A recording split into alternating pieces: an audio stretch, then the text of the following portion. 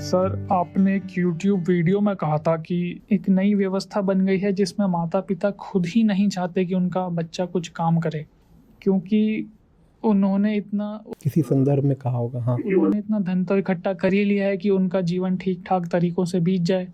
तो अभी मैं अपने जीवन को जब देखता हूँ तो कुछ उसी स्थिति में पाता हूँ। जैसे पिताजी एक सरकारी कर्मचारी हैं और अक्सर काम के सिलसिले में वो बाहर ही रहते हैं, तो थोड़ा-सा घर में जो एक होता है कि कुछ ज़िम्मेदारी जो उन्हें उठानी चाहिए थी, वो कुछ मुझ पर आ जाती है। और तो मैं पिछले 2 वर्षों से एक प्रतियोगी परीक्षा की तैयारी कर रहा था। उसके अलावा लेकिन नौकरी नहीं कर पा रहा था, क्योंकि उन्होंने कभी अनुमति नहीं दी और जिस नौकरी के लिए क्वालीफ़ाई भी किया तो उनके अनुसार उसमें ना तो उन नौकरियों में प्रतिष्ठा है और शुरुआती स्तर पर उनमें कमाई भी नहीं है कि वो मुझे करने दें। तो उनके हिसाब से मैं यही करूं कि दादाजी की देखभाल तब तक करता रहूं या फिर उनको हॉस्पिटल ले जाना, या कोई घर पे आ जाता है तो उनको रेलवे स्टेशन से ले आना, उनको वापस छोड़ना, या किसी की तबीयत ख़राब हो जाए तो उनको ले जाना। ये तब तक करता रहूं जब तक कोई अच्छा कॉलेज नहीं मिल जाता पोस्ट ग्रेजुएशन के लिए, या एक कोई सरकारी नौकरी, एक कोई नौकरी नहीं मिल जाती कि जिसमें इतना पैसा मिले कि हम शुरुआत उनके अनुसार शुरुआत कर सकें। तो हम इस क्रिया से हम कैसे निकल सकते हैं? और ये सिर्फ़ मेरी ही समस्या नहीं है, आस-पास कुछ अपने दोस्तों को भी देखता हूँ तो वो इसी क्रिया में फँसे हुए हैं। तो हम इस क्रिया से कैसे निकल सकते हैं? इंसान बनो, थोड़ा दम दिखाओ। निकल कैसे सकते हैं? किसी ने घर पे बांध थोड़ी रखा है। निकल जाओ, बटन दबाओ, जूम बंद करो, चप्पल पहनो, बाहर निकल जाओ घर से। कैसे निकल सकते हैं? जैसे लखनऊ की भूल भुलैया में फंस गए हो और निकल नहीं पा रहे हो। ये तो अपने स्वार्थ की बात है। चीन में खूब देखने को मिल रहा है।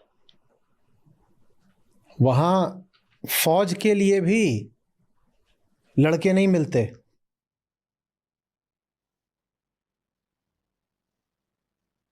वहां पर जो है फोर्सिबल या मैंडेटरी कॉन्स्क्रिप्शन होता है और उसमें आना ही नहीं चाहते हैं, क्योंकि वन चाइल्ड पॉलिसी थी और चीन में पैसा खूब आने लग गया था 20 साल पहले से ही। तो घर का इकलौता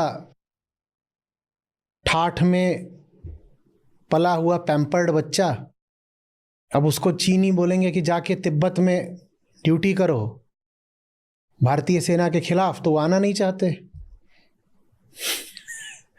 उनको वहां खड़ा कर दो तिब्बत में तो वो बोलते हैं हाँ, ये जो हमारा आवास है सेंट्रली हीटेड होना चाहिए।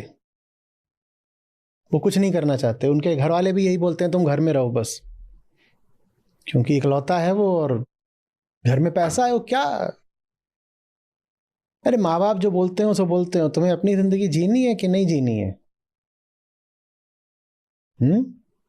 तुम तय करो ना।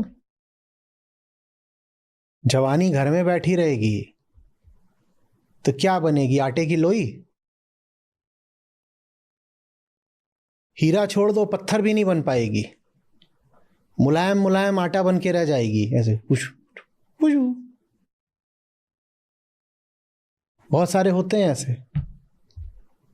भारत की आधी जवानी ऐसे ही घूम रही है, उसमें ऐसे उंगली डालो तो जैसे टेडी बियर पूरी उंगली अंदर चली जाए। कुछ ठोस नहीं भीतर, ना कुछ ठोस बाहर।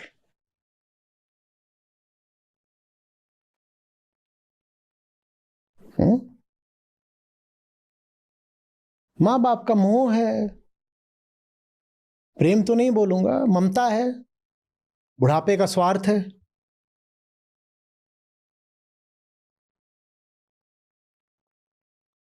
क्या उम्र है आपकी? सर 24 वर्ष। ले 24 वर्ष।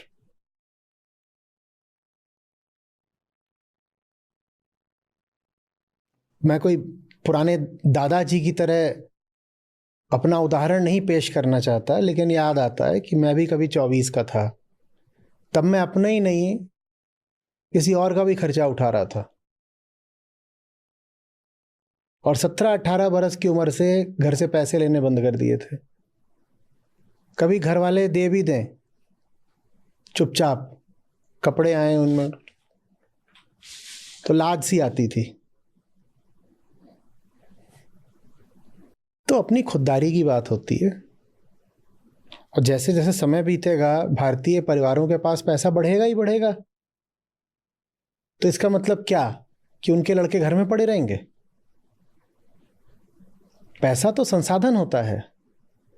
संसाधन आया है तो और दिलेरी के साथ अब आप दुनिया में कुछ कर दिखाओगे ना। हमें तो दोनों ही तरफ से बस बेचारगी, लाचारी के तर्क सुनाई देते हैं। जिनके घरों में पैसा नहीं है उनसे पूछो काय घर में पड़े हो, बोले क्या करें, दुनिया में कुछ करने के लिए पैसा चाहिए, हमारे पास पैसा नहीं है।